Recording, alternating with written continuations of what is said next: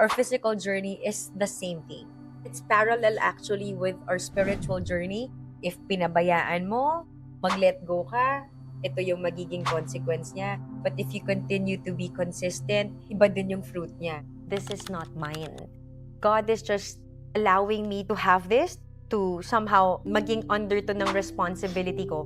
Pero accountable pa rin ako sa Kanya kung saan ko to gagamitin. You need to have teamwork in your relationship for it to grow, for it to prosper, and for it to be better. First layer is the husband and wife finally agrees na okay, we need to start building our own family tradition. Siyempre may mga dreams kayong mag-asawa.